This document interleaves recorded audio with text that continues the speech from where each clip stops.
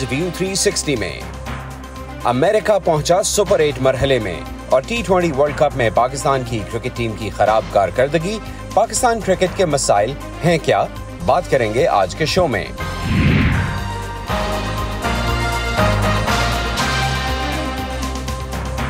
Voice of America के Washington studio से आप देख रहे हैं प्रोग्राम व्यू 360। मैं हूं Mohammad Atif. Welcome to the show. ICC T20 world cup में पाकिस्तान का सफ़र ख़त्म हो चुका है। इस इवेंट में पाकिस्तानी क्रिकेट टीम की कारकर्दगी को मायूस कुन कहा जाए तो गलत ना होगा। गो कि पाकिस्तान, अमेरिका और आयरलैंड के माबैन मैच बारिश की वजह से ना हो सकने के बायस इवेंट के अगले मरहले में पाकिस्तान नहीं जा सका, लेकिन इससे पहले अमेरिका और भारत के ख़िलाफ़ मैचों में टीम अच्छा खेल पेश ना कर सकी। आयरलैंड के ख़िलाफ़ अपने आखिरी मैच में भी पाकिस्तानी टीम की बॉलिंग परफॉर्मेंस तो अच्छी रही, लेकिन बैटिंग एक बार फिर नाकाम नजर आई और पाकिस्तान ने 107 रन्स का हदफ 19वें ओवर की 5वीं बॉल पर हासिल किया, जब शाहीन शाह अफरीदी ने छक्का लगाकर मैच पाकिस्तान को जितवा दिया। इस मैच में कप्तान बाबर आजम के अलावा कोई भी खिलाड़ी खातिर ख्वाह कारकर्दगी ना दिखा सका और शायद बाबर आजम का क्रीज पर खड़े रहना ही वजह बना कि पाकिस्तान ने ये मैच जीत लिया, वरना जिस रफ्तार से पाकिस्तान की विकेट्स गिर रही थी, मुश्किल लग रहा था कि पाकिस्तान ये मैच जीत पाएगा। पाकिस्तान क्रिकेट टीम के नाक़दीन कहते हैं कि ये टीम एक जवाल के सफ़र पर चली आ रही है। पिछले T20 वर्ल्ड कप में पाकिस्तान की टीम जिम्बाब्वे से हार गई। इससे 7 माह पहले वनडे वर्ल्ड कप में अफगानिस्तान के हाथों इस टीम को शिकस्त का सामना हुआ और अब की बार क्रिकेट की एक तगड़ी टीम 2009 की चैंपियन और गुज़िश्ता बार की फाइनलिस्ट पहले मरहले से ही आगे ना जा सकी। पाकिस्तानी क्रिकेट फैंस के क्रिकेट टीम के आलमी मुकाबलों में कारकर्दगी पर क्या तासुरात हैं और वो इस हार का जिम्मेदार किसे समझते हैं, VOA ने कुछ लोगों से बात की। USA की टीम से हार गए जो पहली दफ़ा T20 वर्ल्ड कप में हिस्सा ले रही थी। वो तो ऐसा महसूस हुआ कि जैसे पाकिस्तान की टीम क्लब लेवल की है और वो बड़े परफॉर्मेंस शो कर रहे हैं। आप इंग्लैंड से आपने सीरीज़ खेली है, आपने न्यूजीलैंड से खेली है, वार्म अप मैचेस हुए और आप इतने वो उनके आगे ढेर हो गए कि आपको कुछ पता ही नहीं। जो भी चेंजिंग होनी है वो ऊपर मैनेजमेंट लेवल पे हो रही है। कभी सिलेक्टर्स बदले जाते हैं, कभी जो है कोच बदला जाता है, टीम में कोई भी चेंजिंग नहीं आ रही, जिसकी वजह से आज रिज़ल्ट हमारे सामने है कि हमारा क्या हाल हो रहा है टीम का। इंतहाई गंदी परफॉर्मेंस है। पाकिस्तान सुपर 8 मरहले में भी नहीं जा सका। हम लोग इंतज़ार करते हैं कि यार पाकिस्तान जो है वर्ल्ड फाइनल खेलेगा वर्ल्ड कप का, लेकिन ये सुपर 8 मरहले में भी नहीं जा सका। तो पाकिस्तान क्रिकेट टीम बोर्ड को चाहिए कि जो है ना इनको जो है वो रीशफल करें, इनको नए प्लेयर्स को चांस दें, यंगस्टर्स को चांस दें, जितने भी पुराने लोग बैठे हैं उनको जो है वो आप टीम से आउट करें और नए लोगों को शामिल करें ताकि अगली दफ़ा वर्ल्ड कप में हमें अच्छी परफॉर्मेंस करने का मौका मिले। पाकिस्तानी क्रिकेट टीम वो बंदूक है जिसका मालिक को भी नहीं पता होता कि ये चलेगी या नहीं चलेगी, और आगे जो बंदा खड़ा होता है उसको भी नहीं पता होता ये मुझे लगेगी या नहीं लगेगी। इस दफ़ा तो वर्ल्ड कप की जो हमारी पाकिस्तानी टीम की परफॉर्मेंस है उसको परफॉर्मेंस तो कहा ही नहीं जा सकता। ये जस्ट एक टूर था जो मुझे लगा कि वो USA की टूर किया और वो वापस आ गए। तो परफॉर्मेंस का मतलब ये होता है कि जिस टाइम कोई पूल मैचेस हों उसके अंदर कोई आप अपनी खेल को पेश करें। ये तो खेल शुरू होने से पहले ये लोग वापस आ गए। इससे अच्छी तो मेरा बेटा है 13 साल का, वो परफॉर्मेंस दे देगा अगर आप उसको ले जाएं कहीं क्रिकेट खेलने के लिए। इससे बैट क्या हो सकता है। फिर हम तो ज़्यादा इतना शौक से मैच देखता है, जब ये परफॉर्मेंस होती है तो फिर बंदा जाके बच्चों का मैच देख ले। अमेरिका में जो वर्ल्ड कप हो रहा है वो USA की टीम जो पहली दफ़ा मंजर आम पे आई है ये उससे आ रहे हैं, तो इस पर इनको थोड़ा फोकस करना चाहिए। ये तो बड़ी शर्मनाक बात है। ये जो हमारी ग्रास रूट लेवल की क्रिकेट है, इसको यहाँ से जो लड़के ऊपर आते हैं उनको चांस नहीं दिया जाता, और जो सिफारिश से आगे आते हैं या कोई किसी का दामाद है, कोई किसी का बेटा है, उनको चांस दिया जाता है जो अपनी परफॉर्मेंस शो नहीं कर सकते। लेकिन ग्रास रूट पे जो परफॉर्मेंस शो कर रहे हैं ना उनको मौका दिया जा रहा है। वो बेचारे अपना मेहनत भी करते हैं, अपने एफर्ट्स भी लगाते हैं, लेकिन फिर भी उनको चांस नहीं दिया जाता, जिसकी वजह से वो डिसहार्ड हो जाते हैं और वो क्रिकेट छोड़ के किसी और साइड पर चले जाते हैं। तो ये जो चांस है ये उनका बनता है, उनको देना चाहिए। अब आपने अपनी परफॉर्मेंस देख ली है वर्ल्ड कप की कि सुपर 8 मरहले में आप लोग शामिल नहीं हो सकते। T20 क्रिकेट वर्ल्ड कप में अमेरिका और आयरलैंड का मैच मनसूख होने के बाद अमेरिका ने वर्ल्ड कप के सुपर 8 मरहले के लिए क्वालिफाई कर लिया। पाकिस्तान की टीम के इस टूर्नामेंट से बाहर होने और अमेरिका के अगले राउंड में पहुंचने पर अमेरिका में मुकीम पाकिस्तानियों का क्या रद्द-ए-अमल है। फायजा बुखारी ने वर्जीनिया में पाकिस्तानियों के एक अहम मरकज़ ब्रुकफील्ड प्लाजा में चंद अफराद से इस मैच और टूर्नामेंट में पाकिस्तानी टीम की कारकर्दगी पर बात की। पाकिस्तान पिछली बार यानी 2022 में होने वाले T20 वर्ल्ड कप के फाइनल तक पहुंचकर इंग्लैंड से हार गया था और अब तक 3 मरतबा फाइनल में पहुंच चुका है। 2009 में चैंपियन बना और 2007 और 2022 में रनर अप, लेकिन इस बार वो सुपर 8 के लिए भी क्वालिफाई ना कर सका। यहाँ ब्रुकफील्ड प्लाजा में चंद अफराद ने पाकिस्तानी टीम की कारकर्दगी पर अपनी राय का इजहार कुछ यूं किया। परफॉर्मेंस शुरू में तो बहुत अच्छी हुई, जो पाकिस्तान इंडिया का मैच था हुई, हम जीता हुआ मैच हार गए हैं, पर आई मीन वो कैन वी से बस कैप्टन अच्छा चाहिए था और we wish them the best. जो सिलेक्टर्स थे उन्होंने 5 से 6 लाइक ओपनर टीम के अंदर सिलेक्ट किए हुए थे लाइक, और कम्बिनेशन अच्छा नहीं बन रहा था और बार बार एक ही चीज़ पिछले 3-4 साल से हम देख रहे हैं क्रिकेट टीम के अंदर जो मिडल ऑर्डर है वो परफॉर्म नहीं कर रहा। सारा बर्डन या तो स्टार्ट में होता है ओपनर्स के ऊपर, अगर ओपनर जल्दी आउट हो जाते हैं तो मिडल ऑर्डर कुछ कर नहीं पाता। ये नंबर 1 टीम है, लेकिन इसको जो है कुछ लोग इसको मिस हैंडल कर रहे हैं अपने मुफाद के लिए, और यही इन्वेस्टिगेशन होनी चाहिए। जो लोग आना चाहते हैं उनको लाते नहीं है, जो जिनमें टैलेंटेड है, लाइक यूएसए की टीम में पाकिस्तानी लड़का है, उसको उन्होंने डाला हुआ है, अपने पाकिस्तान की टीम ने उसको रिजेक्ट कर दिया था। मैं ये कहना चाहूँगा कि इस पर पाबंदी लगनी चाहिए, क्योंकि टाइम ज़ाया कर रहे हैं लोगों का अपना और पैसा बर्बाद कर रहे हैं। पाकिस्तानी टीम तो T20 वर्ल्ड कप टूर्नामेंट से बाहर हो गई। मैंने यहाँ कुछ लोगों से पूछा कि क्या अब वो इस टूर्नामेंट के बाकी मैचेस देखेंगे और किस टीम को सपोर्ट करेंगे और उसकी वजह क्या है। पाकिस्तान की टीम तो आउट हो चुकी है अनफॉर्चुनेटली, लेकिन डेफिनेटली हम यूएसए को सपोर्ट करेंगे। सुपर 8 में वो चला गया है। ऑफ कोर्स देखेंगे, बाकी के मैच भी देखेंगे, क्रिकेट फैंस हैं। अभी हम अपनी होम टीम को सपोर्ट करेंगे यूएसए। मे बी मैं वेस्ट इंडीज को सपोर्ट करूंगा क्योंकि वो बहुत हार्ड हिटर हैं और वो अच्छी क्रिकेट खेलते हैं। जी बिल्कुल, हम देखेंगे बाकी के मैचेस जो हैं, इंडिया का है, ऑस्ट्रेलिया का है, इंग्लैंड है और South Africa, they are best team. तो होपफुली फाइनल सेमीफाइनल भी अच्छी होंगी और फाइनल भी अच्छी होंगी। पाकिस्तानी क्रिकेट टीम की जो परफॉर्मेंस है उस पर नए कोच गैरी कर्स्टन ने भी बात की है और कप्तान बाबर आजम ने भी बात की है। गैरी कर्स्टन ने कहा है कि टीम का फिटनेस लेवल वो नहीं है जो कि इंटरनेशनल मुकाबलों के लिए होना चाहिए और पाकिस्तानी क्रिकेट टीम के प्लेयर्स को अपने फिटनेस पे बहुत काम करना होगा। साथ ही उन्होंने ये भी कहा है कि टीम के जो सीनियर प्लेयर्स हैं उनको जिम्मेदारी लेनी होगी।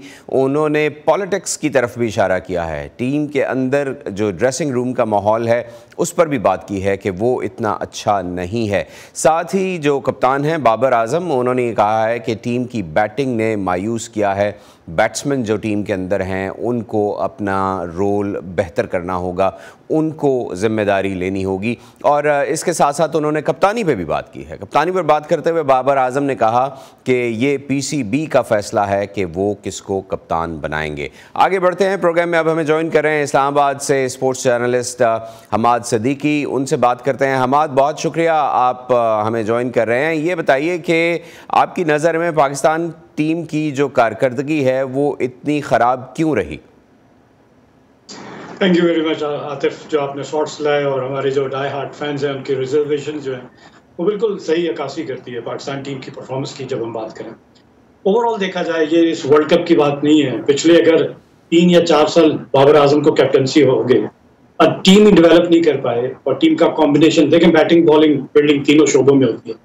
अगर आपकी बैटिंग प्रॉपर नहीं होगी, बोल्ड रन्स पे आपके डिफेंडेबल नहीं लग पाएंगे तो बॉलर्स नहीं कुछ कर सकते हैं अनलेस इन अनटिल के बहुत ही बॉलर फ्रेंडली पिच हो जाए। इस वर्ल्ड कप में पाकिस्तान के ज़्यादातर मैचेस जो हैं वो सारे यूएसए में हुए और वहाँ पे हमने देखा लो स्कोरिंग मैचेस।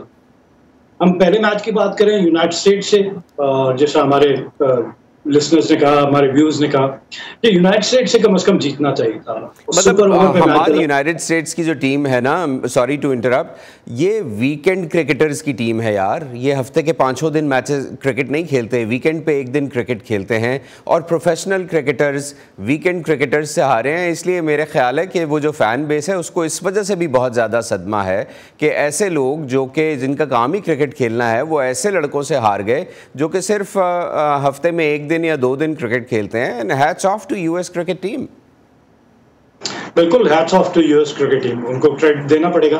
उन्होंने एक टेस्ट स्टेटस की टीम को शिकस्त दी। तो पाकिस्तान हार रहा है किससे?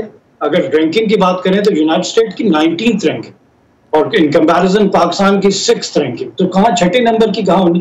कोई मुकाबला होना नहीं चाहिए था। पाकिस्तान को आसानी वो कहते हैं ना लाइन क्रॉस करनी चाहिए थी, लेकिन नहीं कर पाए। चले पहला मैच हो गया, हम आखिरी ओवर में हारिस रऊफ 15 रन भी ना सेव कर सके, फिर सुपर ओवर के मरेले में चला गया। इतनी पैथेटिक बॉलिंग मोहम्मद आमिर की जानिब से कि 19 रन दे दिए।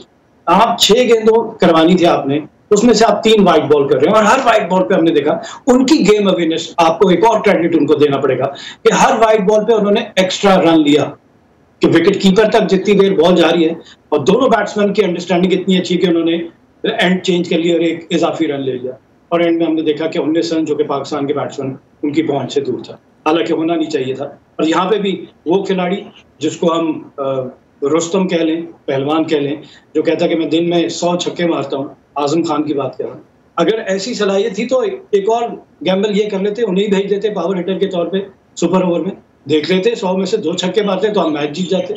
तो बहुत सारी mismanagement, miss planning Babar Azam के पॉइंट ऑफ व्यू से, और ओवरऑल जैसा मैंने कहा कि पिछले 3 या 4 साल में देख रहे हैं तो हम विनर्स ऑफ द गेम से हार रहे हैं, हम जिम्बाब्वे से हार रहे हैं, हम इंग्लैंड की सी टीम से हार रहे हैं, साउथ अफ्रीका गए, उनकी फर्स्ट चॉइस प्लेयर्स अवेलेबल नहीं थे, उनसे हार गए। इस वर्ल्ड कप से पहले न्यूजीलैंड की टीम पाकिस्तान आई, न्यूजीलैंड की सी टीम उससे स्ट्रगल किया और बमुश्किल 2-2 से सीरीज बराबर की। आयरलैंड चले गए, for the first time in history Ireland से T20 एक मैच हार गए। फिर इंग्लैंड गए तो वहां सही हकीकत खुल के सामने आई, तो हम तो इंटरनेशनल लेवल पे कहीं सामने ही नहीं है। इंग्लैंड ने, वो कहते हैं ना, ब्रूटली हमें बीट किया। तो यानी आप कह रहे हैं कि ये जो हमने इतनी उम्मीदें बांध रखी थी पाकिस्तानी क्रिकेट फैंस ने, और ओवरऑल जो क्रिकेट फैंस हैं, क्योंकि पाकिस्तान का क्रिकेट वर्ल्ड के अंदर एक चार्म है, एक स्टेटस है, न सिर्फ पाकिस्तान के अंदर, पाकिस्तान से बाहर भी जो क्रिकेट फैंस हैं वो पाकिस्तान की टीम को देखना चाहते हैं, और उसकी परफॉर्मेंस, उसकी बॉलिंग, उसकी बैटिंग, और जिस तरह से ये टीम मैचेस को पलट देती है, वो सब कुछ देखना चाहते हैं, वो एक्शन देखना चाहते हैं। मैं फैज़ान को शो में शामिल करता हूं। फैज़ान लाखानी भी हमें ज्वाइन कर रहे हैं, पाकिस्तान के नामवर स्पोर्ट्स जर्नलिस्ट हैं। फैज़ान से भी बात करते हैं। फैज़ान, थैंक यू, आपने हमें ज्वाइन किया है। ये बताइए कि प्रैक्टिस मैचों से लेकर टूर्नामेंट के आगाज़ तक कोई भी अच्छी खबर नहीं थी। आप वहाँ मौजूद थे, टेक्सास में आप मौजूद थे, न्यूयॉर्क में आप मौजूद थे, फ्लोरिडा में। क्या ये टीम वर्ल्ड कप खेलने के लिए तैयार ही नहीं थी, या कुछ और ही चल रहा है अंदर?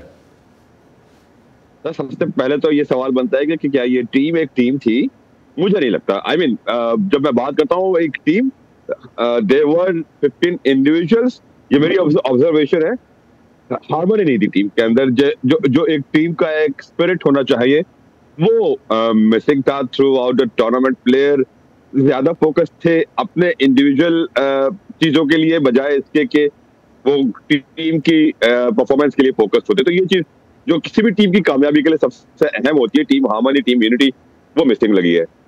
वो गैरी कर्स्टन ने भी ये इस बारे में बात की है। उन्होंने कहा है कि टीम के अंदर जो ख़ासतौर पर जो सीनियर प्लेयर्स हैं वो आपस में बातचीत भी नहीं कर रहे हैं, वो एक नहीं हैं। तो उन्होंने भी इस तरफ इशारा दिया है कि डिवीज़न बहुत ज़्यादा है टीम के अंदर। साथ ही उन्होंने फिटनेस का भी जिक्र किया है। तो गैरी कर्स्टन को 12 दिन में जो चीज़ या 16 दिन में जो चीज़ पता चल गई, वो आपके ख्याल में पाकिस्तान क्रिकेट बोर्ड को, टीम की मैनेजमेंट को, कोचिंग स्टाफ को, सिलेक्शन कमेटी को क्यों पता नहीं चली?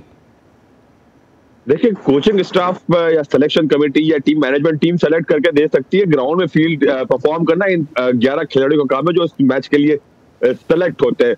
आप यूएसए वाले मैच की बात करें, यूएसए वाला मैच हारने वाला नहीं बनता था। यूएसए वाले मैच में आखिरी ओवर में 15 रन डिफेंड करने हैं। जो फील्ड बॉलर ने ली है वो फील्ड उसके हिसाब से बॉलिंग होनी चाहिए थी। वो 15 रन वहां पे स्कोर नहीं होने चाहिए थे। इंडिया वाला मैच आप ये कह लें कि हाथ में रखा हुआ मैच था। पूरी टीम, हर कोई ये प्रिपेयर था mentally, even Indians mentally prepare थे कि ये मैच पाकिस्तान ले गया। 47 गेंदों पे 47 रन करने हैं, आपके 8 खिलाड़ी बाकी है, वहां से आपने मैच थ्रो कर दिया। तो ये चीजें इस जानिब इशारा करती है कि हम ना सिर्फ गेम अवेयरनेस का मसला है, ना सिर्फ माइंडसेट का मसला है, बट मसला इससे बढ़कर भी है। जो शॉट रिजवान ने खेला, जिस शॉट पे वो आउट हुए थे, क्या उस मौके पे किसी को ये इल्म नहीं था, ये अंदाजा नहीं था? हर किसी को ये अंदाजा था कि बुमराह को इसीलिए लाया गया है कि सिर्फ विकेट लेनी है। क्या आप वो एक ओवर निकालना आपके लिए काफी नहीं था? आई थिंक ऐसी छोटी छोटी पुअर डिसीजंस आप जो कह रहे हैं कि पुअर डिसीजंस थे बिल्कुल प्लेयर्स की तरफ से। और मैं आपने जिक्र किया वो इंडिया के मैच का, मैं और आप दोनों वहाँ मीडिया रूम में थे और जो ही इंडिया की इनिंग्स ख़त्म हुई, मुझे अभी भी याद है आपके वर्ड्स फैज़ान, जब मैं क्रॉस करके बाहर जा रहा था तो आपने कहा कि बारबाडोस की टिकट्स बुक करवा लें। यानी इस हद तक कॉन्फिडेंस था सभी लोगों को कि ये मैच पाकिस्तान जीत जाएगा। और वहाँ जो इंडियन जर्नलिस्ट बराबर में जी मेरे बराबर में विक्रांत गुप्ता बैठे हुए थे, उन्होंने मुझसे कहा कि लो जी ये तो आप बड़े आसानी से जीत गए, मुबारकबाद दे रहे थे हमें उस वक्त वो। जी हाँ, बिल्कुल ऐसा ही है, बिल्कुल ऐसा ही है। और काफ़ी मायूस कुन थी कारकर्दगी उसके बाद। तो हमाद, जिस तरह अभी ये बात हो रही है भारत के ख़िलाफ़ जो मैच है उसमें जो गेम अवेयरनेस थी उसका फ़ुक़दान नज़र आया, शॉट सिलेक्शन का फ़ुक़दान नज़र आया। सीनियर प्लेयर हैं मोहम्मद रिजवान, उसको रिस्पॉन्सिबिलिटी लेनी चाहिए थी, एंड तक खड़े होना चाहिए था, लेकिन उन्होंने उसी बॉलर को विकेट दे दी जिस बॉलर को पहली बॉल पे विकेट दे दी जिसको विकेट लेने के लिए लाया गया था। और उसके बाद हमें यूँ लगा कि जैसे पाकिस्तानी टीम को जो खेलने आ रहे हैं प्लेयर्स, उनको ये अंदाज़ा ही नहीं है कि उनको किस पेस के साथ खेलना है। जैसे फिर हमने देखा कि इमाद ने जो ओवर खेल दिया पूरा सिर्फ 2 रन्स के लिए, वहाँ से तो गेम बिल्कुल ही निकल गई पाकिस्तान के हाथ से। क्या वजह है, आपको क्या लगता है क्यों ऐसा हो रहा है? क्यों इतना दब के खेला पाकिस्तान? क्यों गेम अवेयरनेस नहीं थी? देखिए आतिफ, असल में ये जो T20 क्रिकेट है ना, इसने क्रिकेट को तबाह कर दिया। बैट्समैन की टेक्निक, टेम्परामेंट, वो टेस्टिंग कंडीशन में किस तरह अपने आप को उससे निकाला जाता है, ये इन प्लेयर्स को नहीं आता। ये 1 डायमेंशनल क्रिकेट खेलते हैं। जहाँ पुअर शॉट सिलेक्शन की आपने बात की, जसप्रीत बुमराह उनके प्रीमियर फास्ट बॉलर आए हैं और रिजवान उन्हीं पे अटैक कर रहे हैं। यार इतनी गेम अवेयरनेस नहीं है कि ये विकेट लेने के लिए बॉलर आया, इसको आप सर्वाइव कर सकते हैं, सिंगल डबल कर सकते हैं। फिर poor shot selection, Hardik Pandya ने पिछले वर्ल्ड कप में भी पाकिस्तान के बैट्समैन को शॉर्ट पिच बॉल पे आउट किया। फखर जमान से क्यों पूछे, क्या हमारा रन रेट 12-15 चला गया था जो आप क्रीज से बाहर निकल के बड़ा शॉट खेलने जा रहे थे? शादाब खान से कोई पूछे, आप भी इसी तरह क्रीज से बाहर निकल के पुल करने गए, आपसे बॉल नहीं पिक हुआ, आप लीव कर सकते हैं बजाय इसके कि जबरदस्ती वो शॉट खेलें, ये जानते हुए कि वहां फील्डर प्लेस है। तो पाकिस्तान की ओवरऑल, जब मैं कहता हूं कि T20 ने क्रिकेट को तबाह किया, तो ये इनके अंदर टेस्टिंग कंडीशन में वो टेक्निक ही नहीं है इनकी। लेकिन हमारा ये कहना, आई एम सॉरी, लेकिन ये कहना गलत होगा कि T20 ने क्रिकेट को तबाह किया है। Pakistan team is lacking behind now.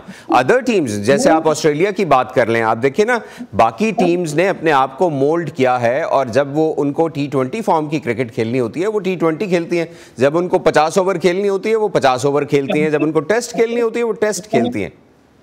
नहीं आतिफ, उन्होंने डिफरेंट टीम्स बनाई हुई है। टेस्ट मैच की डिफरेंट है, टेस्ट और वनडे की, और T20 में वही प्रोफेशनल T20 खेल रहे हैं। हाँ, एक आध प्लेयर होता है, ये नहीं होता कि पाकिस्तान की तरह वही सेट ऑफ प्लेयर जो टेस्ट भी खेल रहे हैं, वो वनडे भी खेल रहे हैं, वो T20 तीनों में नजर आते हैं। तो उन्होंने डिफरेंशिएट किया हुआ है प्लेयर्स के हवाले से, जो कौन सा प्लेयर है किस फॉर्मेट में ज्यादा सूट करता है। पाकिस्तान के पास तो एक तो हम लोड मैनेजमेंट नहीं करते, रोटेशन पॉलिसी नहीं करते। अबरार को पूरा टूर लेकर गए, एक मैच नहीं खिलाया। फास्ट बॉलर्स को हमने, जो क्वालिटी फास्ट बॉलर्स है उनको ड्रेन आउट कर दिया, मैचेस 24/7 खिला के। शाहीन शाह अफरीदी की पेस नीचे आ गई, इंजरी के बाद वो शाहीन शाह अफरीदी नहीं नजर आए।